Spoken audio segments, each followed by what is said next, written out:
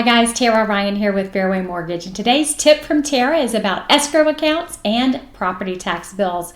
I got a question today. An agent asked, hey, I'm seeing 11 months going into the escrow account. It seems like a really high number. I just wanted to understand a little bit more if that's accurate. So let me explain it to you how I explained it to her. You may find it useful. The way we calculate how much goes in, there's a federal formula. Remember, lenders always like to have a 2-month buffer at the lowest point right after they pay out the bill. So if we close in June, that buyer's first mortgage payment is not going to be till August 1st. We put 11 months in at closing. August 1st, they'll pay their payment. That's the 12th installment.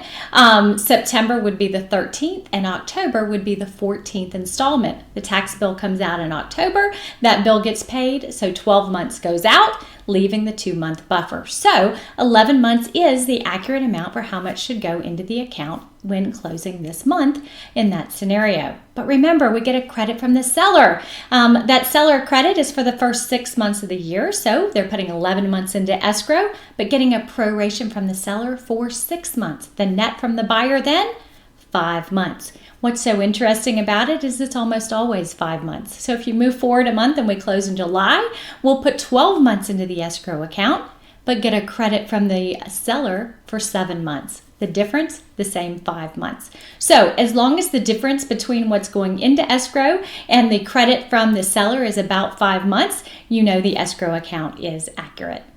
Guys, as we enter into tax season over the next several months, tax bills are going to start to be released. As those tax bills come out, it can be problematic. None of the counties are really consistent about which date they release the bill, and it can make things very difficult when the tax bill comes out, say the day before closing or the morning of closing. The attorney has no choice but to update the document with the new tax information, get the lender to send a new package, and here's the worst part. If you have a buyer who's very tight on debt to income, and now we get a newer, higher tax bill, it can create serious problems in your buyer's ability to close that loan.